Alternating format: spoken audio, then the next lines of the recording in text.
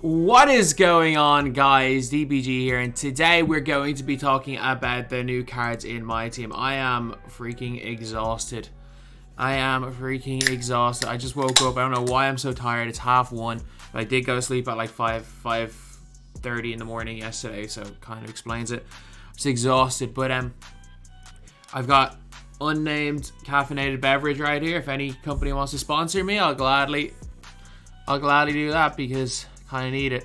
But we have got all these intensity cards, as well as, so we've got a new Oladipo, which is what we didn't know, as well as Iguodala. So I'm gonna go over Iguodala first. Apparently Iguodala is like him. So Iguodala has got Andre Iguodala release on normal, which is pretty good. Jordan dribble style, Andre Iguodala motion style, which is his defensive stance, which we obviously know Andre Iguodala. If you know anything about 2K, you know Iguodala is a really good defensive stance. Proteolene is okay. Oh my god, his defense is ridiculous. Yeah, this might be the best shooting guard in the game. And he's got gold, leads, loots. He is ridiculously good. He is ridiculously good. Man, Iggy is him. Sure, he needs vice grip and unblockable. But like, as far as like pure locks go, he's kind of crazy. As well as that, obviously no half clutch shooter, which is a bit weird. But no, Iguodala, I'm definitely going to get Iggy. I'm definitely going to get Donovan Mitchell. I'm hopefully going to get Donovan Mitchell on the way to getting Iggy. But getting Iggy is going to be really, really good. So Tyson Chandler, this is a game for Tyson Chandler, by the way. This is the game for Tyson Chandler. He's like Rudy Gobert big. I'm actually going to sell my Rudy Gobert. Ooh, I think he's just going to be better Rudy Gobert.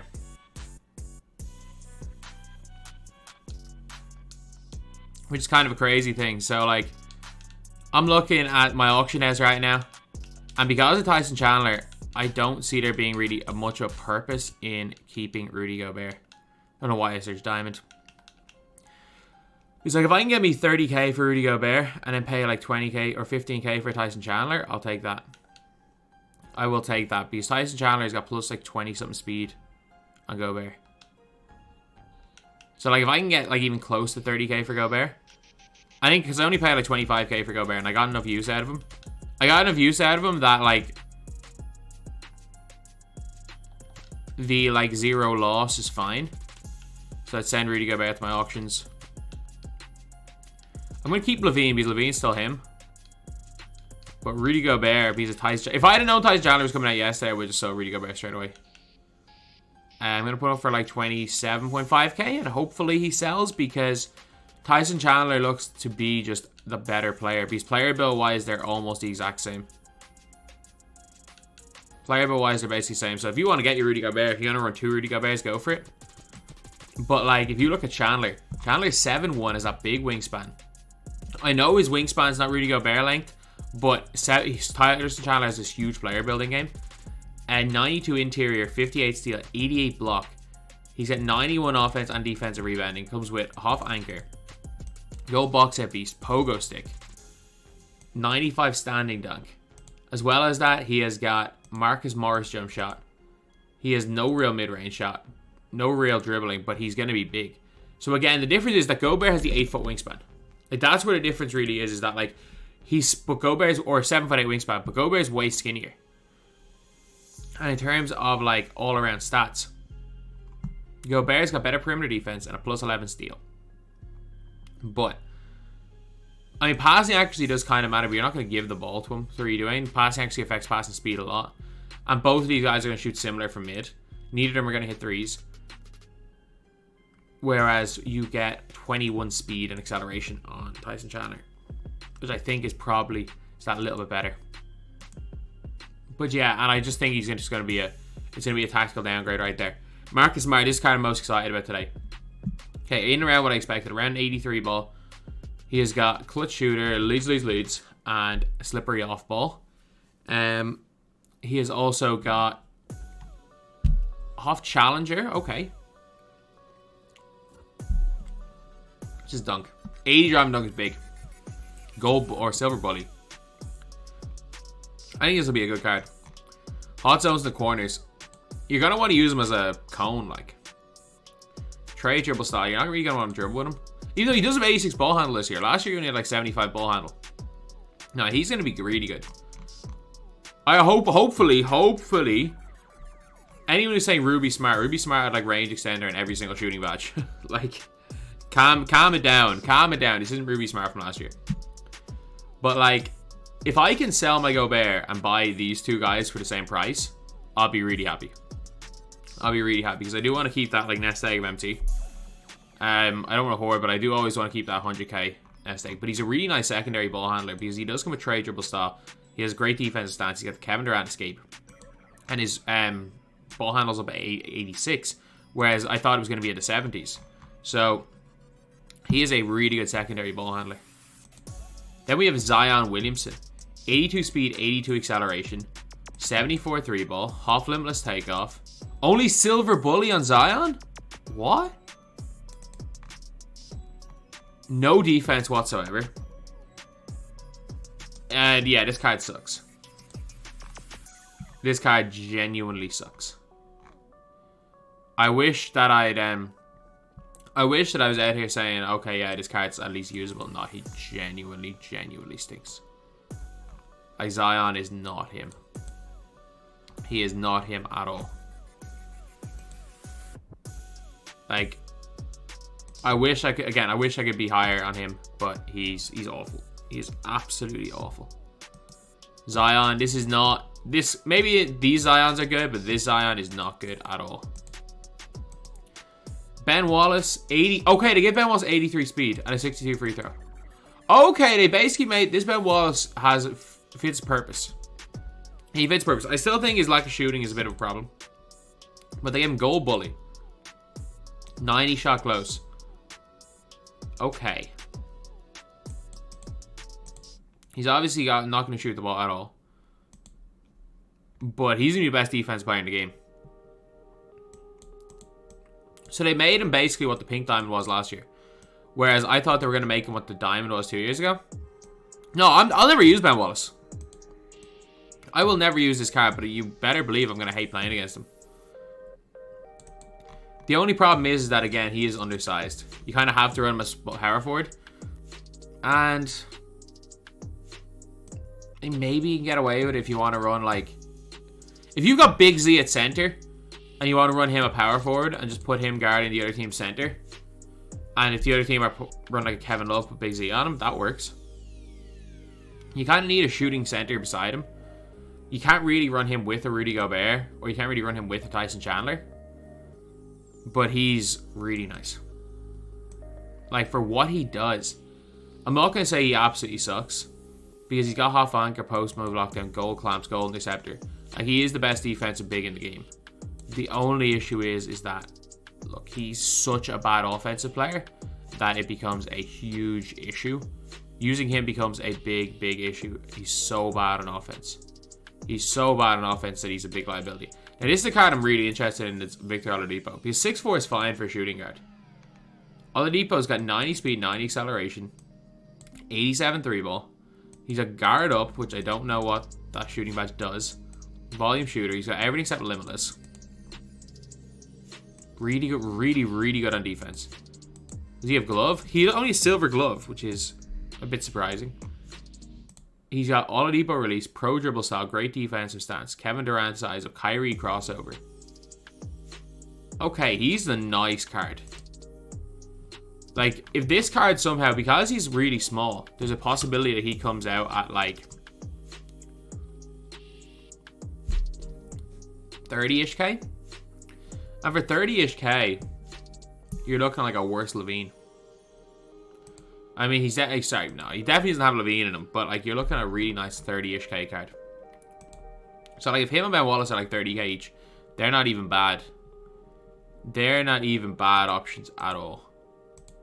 Then we've got Diamond Zion, 85 speed, 85 acceleration, which is nice. He has Gold Bully, fast switch, limitless takeoff, posterizer, 77 3 ball, Defense is still kind of non-existent. Really nice rebounder. Then you have the release. I think he's going to be more of a TTO player. Like, Zion is definitely the worst of these diamonds because he's not fast. Like, he's not fast enough and doesn't have half bully. I get it, his dunk is good. He's just so small for power forward. Like, this Zion will be a good card if he was a small forward, power forward, and the other Zion will be a passable card. But the issue is, because they're power forward centered, the other Zion becomes worthless, and this becomes like a passable card. I'm not going to say he's terrible because he's not. He is a perfectly fine card in this game. If you really want to use Zion, go for it. He is a perfectly fine card. The issue is that that's all he is. And as a diamond who's going to cost at least 25k, being a perfectly fine card is not really the move. It's really not. So now you got Zion, Williamson, and Vince Carter. I'm going to go over Zion first because Zion is kind of the more hyped of the two. Well, Vince is probably the more hyped of the two. Okay, yeah. Literally, the big difference between these cards is the gold, silver, and half bully. Okay, so you get defense on this Zion. Sure, you need to give him... He can't get clamps, which is a little bit annoying. But again, clamp breaker just kind of ruins that badge anyway. Good interior, good steal, good lateral.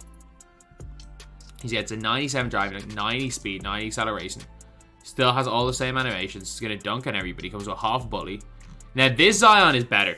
This Zion is just objectively better. Do I think he's like going to be like super worth it compared to the other cards we have in this game? Not really. Do I think he's better than Paolo Banchero? Maybe not. But do I think that if you're a big Zion fan, you're going to really enjoy this card? Yeah. Sure you are. Big difference between these two Zions. Half bully in the defense, and this one's just slower and just not very good, to be honest. This Zion is I want to use Zion just because he's Zion type card. That's the only reason I would advise you to use this Zion right here. Then we got Vince, who's the last player. And the real thing is Vince better than Iguodala? That's where we are looking through this. Is Vince Carter better than Andre Iguodala? And the answer is probably not. 88 3-ball. He's got a lot of good finishing badges, no bully. A lot of decent shooting badges, but no range. Got clamp breaker, quick first step. Got half pogo. Really good dunker. He comes to Jordan dribble style, which is huge. McCollum size up's good. Vince Carter on normal is really good. So like he can actually, and like again, the guy comes to Pro 2 leaner. Like he can actually create quite a bit. He can create quite a bit. He can be like your primary ball handler, and you're gonna be fine. Like, but like fate of the universe on the line. The Martians of the depth being pointed in the earth, and I have to choose between free Andre Iguodala or Vince Carter. I want Iguodala. Like your big upgrades are in like offensive consistency for Vince and post moves, whereas Iguodala has got +8 in basically everything defensively. In terms of badges, they both come with similar badges, whereas you get fast switch, fearless finisher, and post rise, which are good badges. And to be fair, you do get a lot more shooting badges on Vince.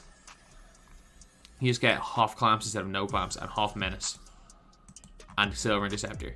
So that's kind of the issue with Vince, is that he can't get interceptor, he can't get glove, he can't get clamps. Vince is not going to really play defense.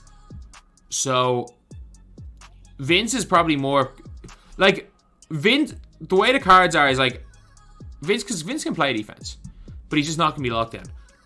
You've got Zach LaVine, who is the best offensive player at the shooting guard position. And you've got Iguodala, who's the best defensive player. And Vince Carter is somewhere in between.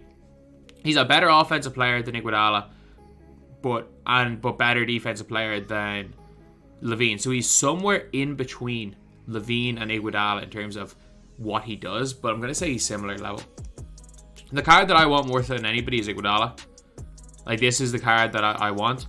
And this is so grey. I can't be the only one that just doesn't like the way everything is grey. It's just, and even 2KDB, it's just so grey. The cards are so damn grey. But in these cards, is this Zion worth it? If you're a Zion fan, maybe. If not, probably not, because Banchero is so cheap. Is this Vince worth it? He's really freaking good. So probably, yeah. This Zion worth it? Only if you're a Zion fan. Oladipo. Yeah, I'll say Oladipo's pretty good. If he's around 25k, he's actually going to be a really nice option. Is Ben Wallace going to be worth it? If you're a big Ben Wallace fan, if you're unbeatable Jacob, maybe. Anything above 20k is a no. Iguodala worth getting. I genuinely think Iguodala's worth the like 24 hours it'll take in the next week to get. Actually, no, that's silly. That's literally saying spend 4 hours a day playing this game for Iguodala. He's not worth that. Just hope you get lucky.